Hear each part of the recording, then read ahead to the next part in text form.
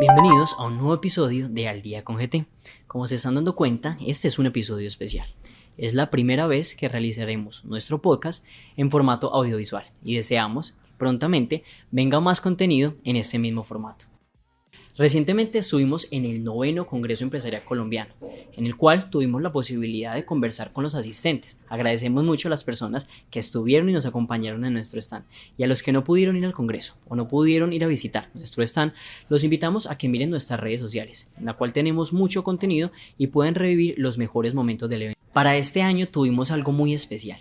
Y es que, más allá de explicarles a ustedes y de contarles todo lo que tenemos en Gran Torto en Colombia, también tuvimos un espacio de contenido, de grabación, de Al Día con GT, que es el que les presentamos en este momento.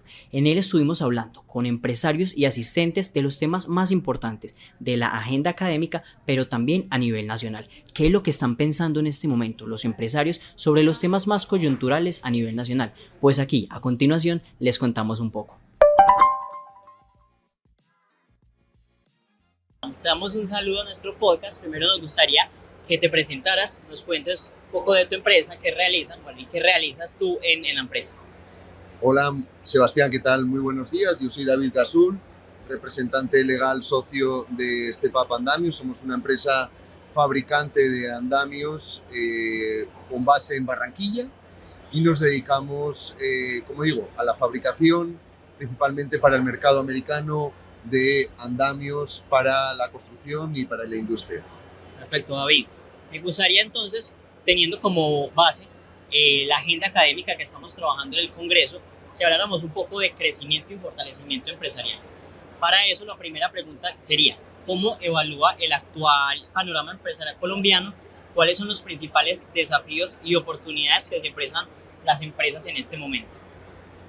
Bueno, Sebastián, pues la verdad que voy a dar mi opinión, por favor, sin poder hablar de otros sectores y otras empresas, porque partamos de la base que nuestra empresa es una empresa de reciente creación, solo tenemos 2 años en Colombia, con lo cual estamos todavía en preescolar, como decimos. Y hay empresas aquí ya con maestría que están a otro nivel y por tanto están enfrentando las situaciones y los retos de forma diferente. Pues mira, en cuanto a lo que es, en nuestro caso, la materia prima que compramos, debemos de importarla. Eso la importamos en dólares, con lo cual, pues por un lado, eso nos afecta negativamente porque la depreciación de la moneda colombiana, del peso, pues ha ido aumentando. Por otro lado, como nosotros exportamos en un porcentaje muy alto al mercado americano, exportamos aproximadamente el 75% de la producción, pues lo hemos ido compensando. Pero ¿qué nos ha pasado? Que lo que es el mercado, digamos, el conocimiento de la gente, hemos tenido que ir entrenando a la gente y hemos tenido que ir entrenando o ir elevando, hablamos internamente de elevar a nuestros proveedores, porque no hemos encontrado proveedores locales o casi no hemos encontrado proveedores locales que nos puedan suplir en las necesidades. Por tanto, cuando iniciamos haciendo una importación muy alta de suplidos, no solamente de nuestra principal materia prima, sino de otras cosas, y a día de hoy estamos trabajando en elevar a nuestros proveedores para no tener una dependencia tan alta de la importación en dólares. Esa es nuestra principal situación.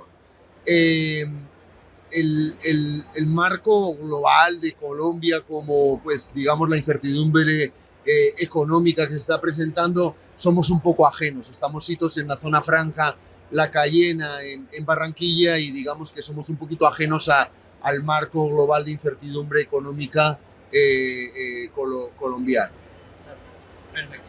Siguiendo, David, con esta idea, ¿cuáles son esas principales estrategias que ustedes han venido? De pronto en parte ya nos respondiste que la idea también de dejar ciertos proveedores o de buscar nuevos. Además de eso, ¿qué otras estrategias están utilizando actualmente para poder seguir creciendo en el mercado colombiano? Y que esas dificultades que me contabas, pues realmente no sean un impedimento. Bueno, La otra parte donde hemos tenido dificultades ha sido en la parte de, vamos a decir, la cultura de trabajo local versus lo que los socios entienden por la cultura de trabajo. O sea, quiero decir, integrar una empresa extranjera con la cultura de trabajo local, eso es lo que nos está, digo, no ahora ya no tanto, hemos pasado 2 años, digamos, de aprendizaje, pero nos ha ido costando, ¿verdad? Entonces, formas de trabajar, digamos, formación de la gente, todo este tipo de cosas lo hemos ido adaptando y eso han sido unos retos importantes que hemos venido sufriendo porque en el fondo se traslada en no ser tan eficientes versus nuestra competencia. Nuestra competencia no es colombiana, nuestra competencia está en la India, está en la China, está en Vietnam, está en otros países. El otro reto que venimos sufriendo y es como un diente de sierra es la parte del transporte. El transporte eso es ajeno a Colombia, ¿verdad? Pero lo sufrimos, tanto en la importación de materia prima y suplidos como en la exportación a nuestros clientes que, como digo, se encuentran fuera. Entonces, la evolución del coste del transporte también nos ha afectado. Ahí, ¿cómo lo hemos mitigado? ¿Cómo lo mitigamos? Pues realmente no hay mucho que podamos hacer, más que una buena planificación, una mejor negociación con las navieras, etcétera, etcétera. Pero eso nos vemos todos afectados. Perfecto, David. Para terminar, ¿cuáles serían esas estrategias que desde el sector empresarial, desde el tejido empresarial, pueden aplicarse para ayudar al país en general, desde su lado social, desde las personas? ¿Qué pueden lograr las empresas? Bueno, pues es lo que te estaba comentando Sebastián antes. Realmente uno como empresario tiene un compromiso social intrínseco a ser empresario. Y eso significa no solamente contratar personas, sino formar a las personas, elevar a las personas, como estaba diciendo antes, incluso explicarles cómo se hacen las cosas en otros países, que no es ni mejor ni peor, sino que es diferente. Y yo creo que en la multiculturalidad existe un crecimiento. En nuestro caso hemos empezado con el inglés, por ejemplo, algo muy básico, pero muy necesario para la interacción con proveedores, la interacción con clientes, la interacción con miembros de compañeros de trabajo de otros países y seguimos después con la parte de digitalización. La parte de las tecnologías es crucial para el crecimiento de la empresa, entonces pues ahí estamos en procesos de formación por grupos, de digitalización, y luego una tercera, y es muy particular del negocio, y es enseñar cómo se hacen las cosas. Digamos que en nuestra industria es una industria muy joven o muy nueva aquí, por tanto no había personal cualificado en la especialización que hacemos, y bueno, hemos partido en formar. ¿Cómo hacemos o de dónde cogemos la mano de obra? Pues muchas veces nos centramos en la parte de gente que está alrededor en el perímetro de donde nosotros trabajamos, que de la mano de Zona Franca a La Cayena, pues que ellos tienen una fundación donde apoyan a la comunidad aledaña a La Cayena, pues nosotros nos nutrimos de mano de obra de ahí. Eso es todo, David. Muchísimas gracias por el espacio y por toda la información que desde empresario nos puedes compartir con Grant Thornton. Bueno, pues gracias a ti y gracias a Grant Thornton que son proveedores nuestros y la verdad que estamos contentos, para qué decirlo, y esta es publicidad no pagada, ni con descuentos. Estamos aquí con Juan José, seguimos desarrollando temáticas acerca de la agenda cultural. Juan José, cuéntanos un poquito quién eres y de tu organización que haces. Hola Sebastián, muchas gracias por tenerme acá. Soy Juan José Rodríguez, soy jefe de impuestos de la ANDI. Muy contento de que Grant Thornton esté acá acompañándonos. Perfecto, Juan José. Empecemos, toquemos primero un tema muy importante en la construcción país, y es el tema de la educación. Para eso vamos con esta pregunta: ¿qué tipo de educación considera que necesitan los jóvenes colombianos para ser más competitivos en el mercado laboral actual? Gracias Sebastián. Mira, sabes que yo creo que las competencias duras cada vez se vuelven menos relevantes a la hora de ser competitivos en el mercado laboral. Yo creo que lo más importante es tener muy buenas competencias blandas, como cuáles: saber hablar en público, saber negociar, tener buen relacionamiento con la gente. Las habilidades duras son muy importantes, pero cada vez hay más herramientas para aprenderlos y herramientas gratuitas en internet, hay cursos gratis, hay gente que se dedica simplemente a darlo por el amor al arte. Entonces yo creo que los jóvenes, pues sí, tenemos que seguir estudiando nuestros temas: contaduría pública, derecho tributario, todos esos temas que definitivamente pues hacen una carrera, pero además tenemos que profundizar en esas competencias blandas porque la tecnología cada vez nos está ayudando más en nuestra labor. Fíjate tú cómo la inteligencia artificial ya nos permite a nosotros hacer textos con algunas ideas básicas que nosotros le proveemos y textos que están muy bien hechos. Entonces, en la medida en que tú mejores tus habilidades blandas de relacionamiento, de hablar en público, de conocer clientes, de conocer gente, puede que seas mucho más competitivo. Perfecto, vamos a ver. Ahora, si bien ya hablamos de un aspecto muy relevante en la educación, hablemos del fortalecimiento de las empresas. Para eso me gustaría preguntarte un poco de proyección a futuro. ¿Cómo ves el futuro crecimiento empresarial en Colombia? ¿Qué sectores consideras que de pronto pueden tener más potencial que otros en un momento como este? Sí, pues muchas gracias. Nosotros estamos viendo que se está descarbonizando la economía y que además el gobierno nacional tiene todo un programa para descarbonizar la economía. Entonces, pues viendo esa situación, uno tiene que ver cuáles son aquellos sectores que se deben impulsar y que podríamos ser competitivos a nivel mundial. Por ejemplo, Medellín es un sitio muy bueno para el arte y el entretenimiento. La industria del entretenimiento ha crecido bastante. Y en Colombia definitivamente lo que sí tenemos que apostar es en la exportación de servicios de conocimiento. Yo creo que aquí en Colombia tenemos unas capacidades muy buenas. Sabemos hacer call centers, sabemos hacer BPO, sabemos hacer asesoría, sabemos hacer consultoría, sabemos exportar servicios. Lo que tenemos que saber es cómo explotar esas mentes brillantes, no dejarlas ir del país y empezar a producir conocimientos hacia afuera que puedan reemplazar esas divisas y esos ingresos que tenemos por la actividad extractiva.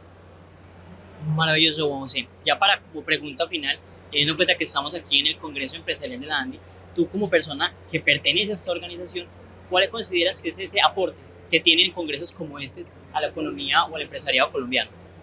No, los aportes son gigantes, porque aquí no solamente estamos viendo la situación del país, también estamos viendo cuáles son las perspectivas de inversión, en dónde vamos a hacer negocios, cómo hacemos para mejorar la reputación de nuestras empresas y cómo hacemos para alinearnos también con todas las tendencias internacionales, cómo hacemos para descarbonizar la economía, para invertir en procesos productivos más limpios, cómo hacemos, por ejemplo, para guiar la política pública hacia los objetivos constitucionales. Yo creo que esta reunión de empresarios es importante porque le muestra también al sector público que está acá cuál es la visión que nosotros tenemos de país y hacia dónde queremos ir y cómo vamos a lograr tener una economía desarrollada de pleno empleo. Maravilloso, José. Eso sería todo. Agradecemos mucho por tu tiempo. Gracias a ustedes. Laura, primero que todo, preguntarte quién eres, qué haces en tu organización, cuál organización representas, que nos cuentes por favor un poquito de eso. Yo soy Laura Velázquez, soy cofundadora y presidente de una empresa que se llama Arcángel AI, donde lo que hacemos es transformar datos en modelos inteligentes, pero de manera automática para hacer detección temprana de enfermedades.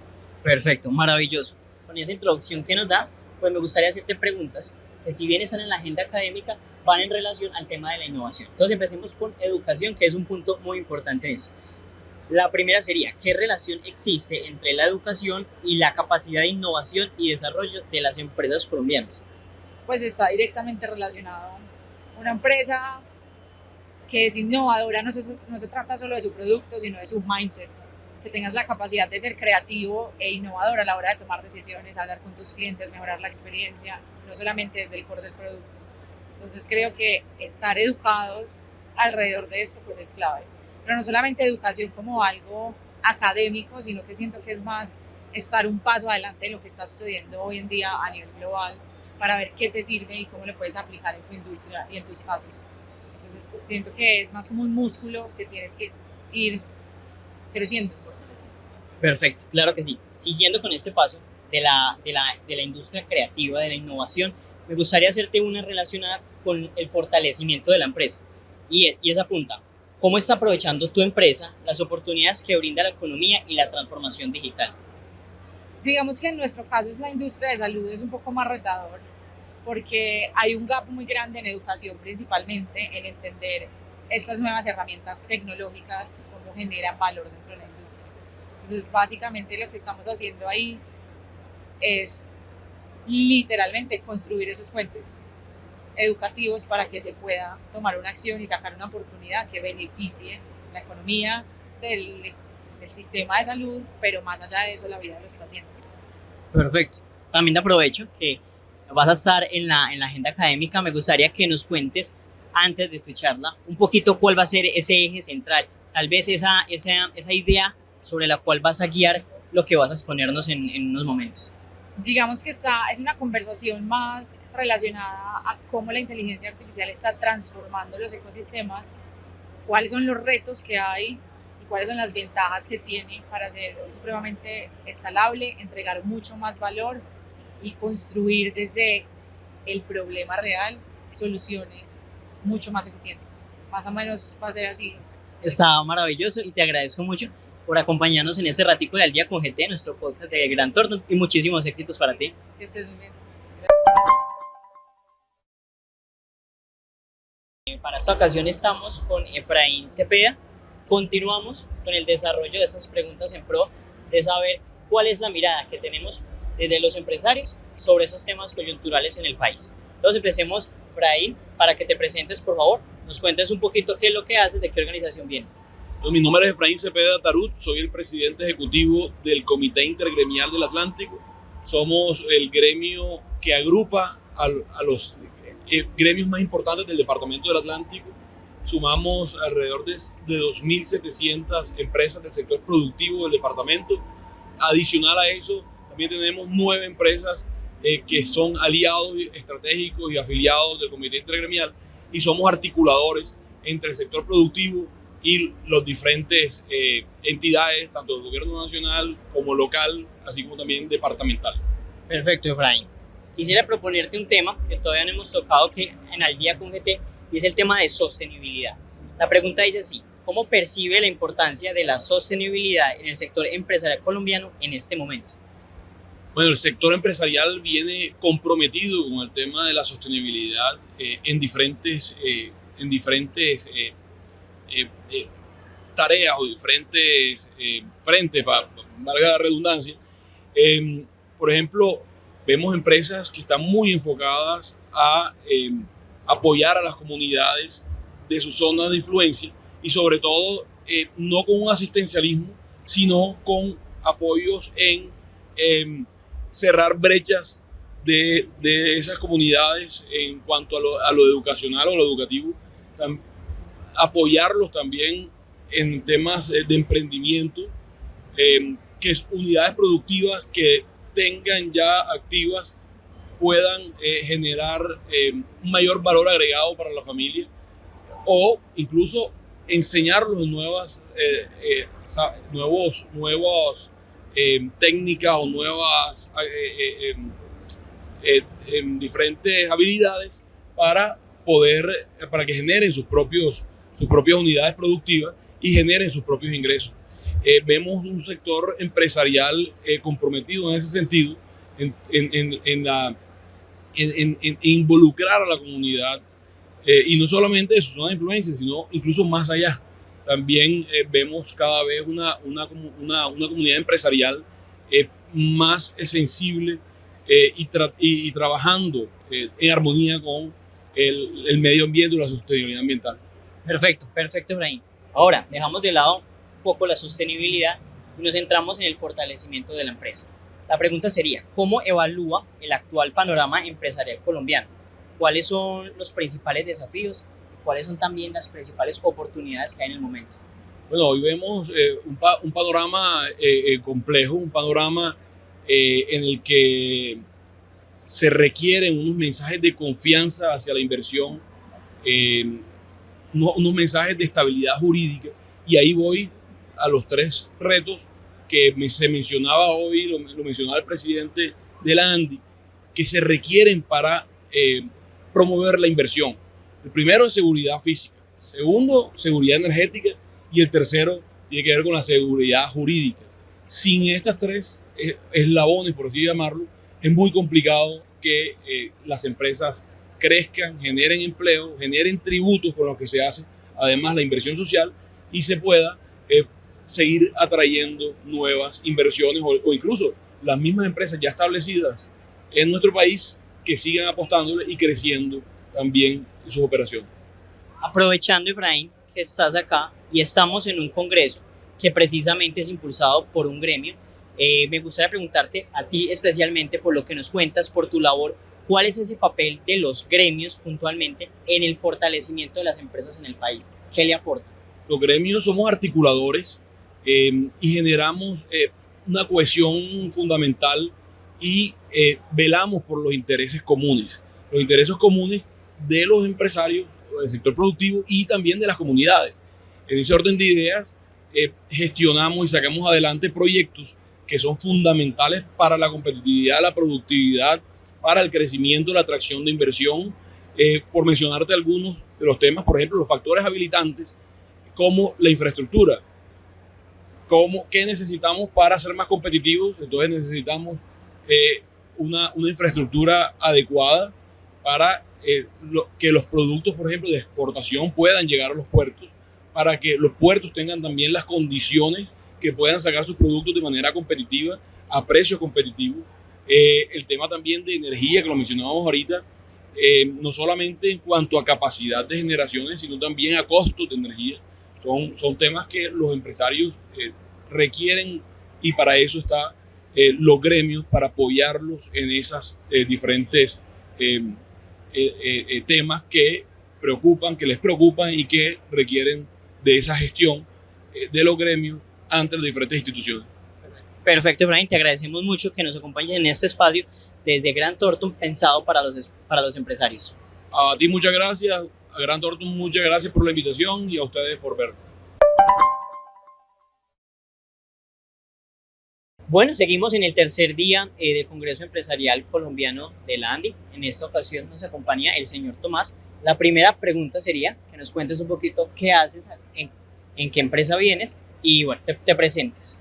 Gracias a Grant Thornton por la invitación. Yo soy Tomás Elejalde, soy el gerente general de la empresa de transporte masivo de la región, que es el Metro de Medellín. Perfecto, señor Tomás. Empecemos con uno de los temas incluso de esta mañana, que apunta a la sostenibilidad desde la agenda académica. La pregunta sería, ¿cuáles son esas principales estrategias de sostenibilidad que desde, en tu caso, el Metro de Medellín se ha venido implementando? Claro, nosotros enfocamos la sostenibilidad desde varios aspectos. Primero que todo, nos parece importante hablar de la sostenibilidad social.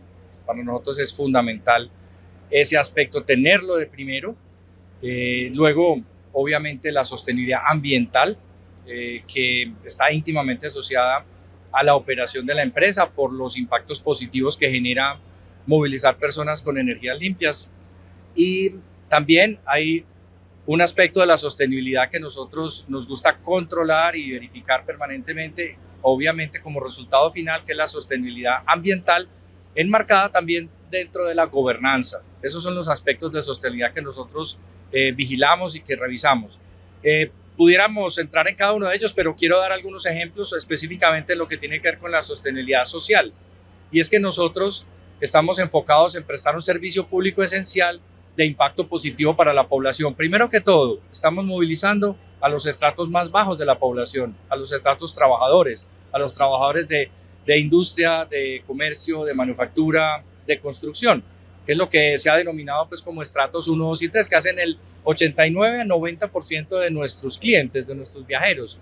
Para nosotros es muy importante en este aspecto ese punto de partida y de ahí acompañar dentro del marco de algo que acá en el Metro y en Antioquia denominamos la cultura Metro, que es una relación positiva consigo mismo, con el otro y con el medio ambiente. Dentro del marco de esa cultura Metro, tener programas que hagan que las personas respeten el medio de transporte, respeten sus trenes, sus plazoletas, sus estaciones, que respeten también el servicio como tal y a sus conciudadanos, y que en ese marco se pueda dar un mejor servicio. Eso también tiene que ver ampliamente con la sostenibilidad social, porque al final eso impacta con la calidad del servicio.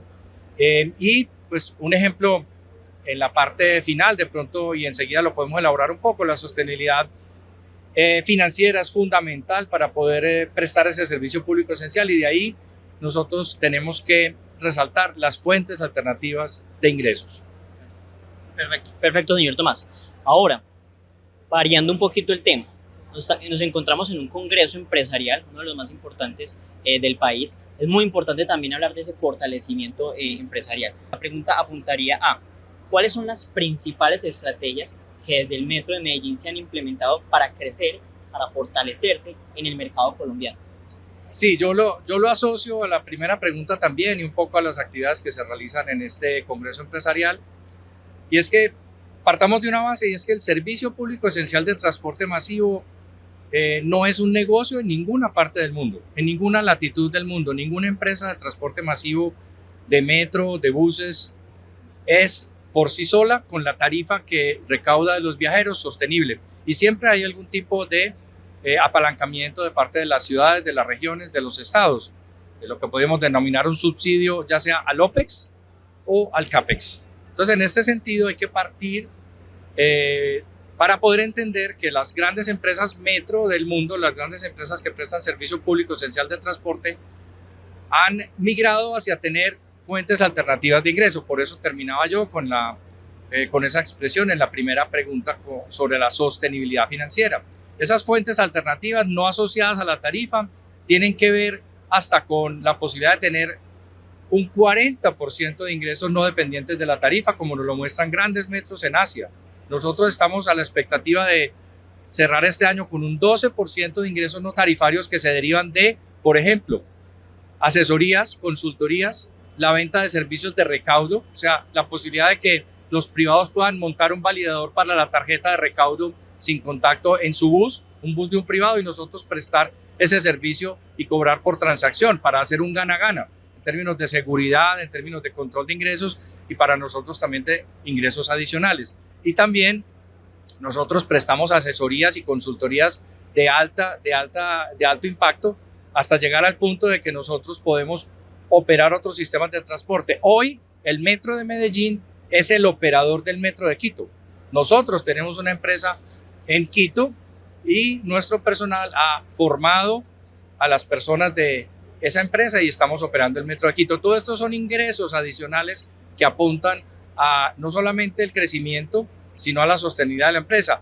Y lo más importante tal vez, que es otra línea de negocio, es la intervención en proyectos inmobiliarios, operaciones urbanas, planes parcial, desarrollos de edificaciones de servicios, de vivienda alrededor de la estación, sobre la estación y en terrenos que son propiedad de la ciudad y el sistema de transporte masivo, y con eso apalancar también de nuevo ingresos adicionales para la sostenibilidad. Perfecto. Y para cerrar, hablando a propósito de todo esto que estamos conversando, de la importancia de fortalecer, la importancia de buscar nuevas oportunidades de negocio, quisiera que nos centráramos en este espacio donde estamos, en el Congreso. ¿Cuál es el positivo de que nos acompañen como Metro de Medellín, en un espacio donde están los empresarios, donde se habla de nuevas oportunidades de negocio? ¿Por qué están aquí? ¿Cuál es ese valor agregado que les da? Precisamente para que las personas, y sobre todo en este público objetivo de empresarios y de industriales, conozcan qué actividades adicionales hacemos nosotros como empresa de transporte alrededor de la sostenibilidad de la empresa para prestar el mejor servicio al ciudadano, para prestar el mejor servicio a la comunidad. La empresa tiene que ser sólida, tiene que ser saludable, tiene que tener apalancamientos e ingresos alternativos. Insisto, porque es que la tarifa no puede ser vista como la fuente de ingreso para poder, por ejemplo, construir una nueva línea. Yo no puedo meterle los costos de construcción o de ampliación de flota, esos elementos de costos de CAPEX no se los puedo meter a la ecuación tarifaria para cobrárselos al viajero, porque la tarifa sería impagable para las personas de estrato 1, 2 y 3.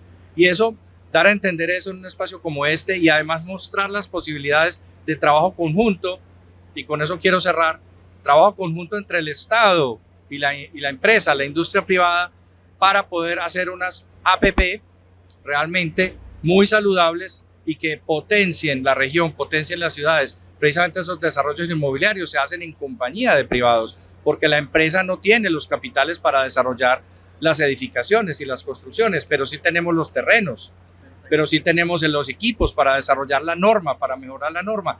Y tenemos también algo muy importante, que es el flujo de pasajeros que constituye el mercado de esos proyectos. Perfecto, señor Tomás. Te agradecemos por acompañarnos en Al Día con GT, nuestro podcast de Grant Thornton, y sobre todo porque es una de las empresas más queridas en la región. Muchísimas gracias. Gracias a ustedes por la invitación. Esperamos hayas disfrutado y aprendido mucho con cada uno de nuestros invitados. Vamos a seguir tomando temas relevantes con el desarrollo empresarial que todos ustedes pueden aplicar a sus organizaciones. Se vienen nuevos episodios especiales, así que muy pendiente a cada una de nuestras publicaciones y te esperamos al otro lado del micrófono. Hasta la próxima.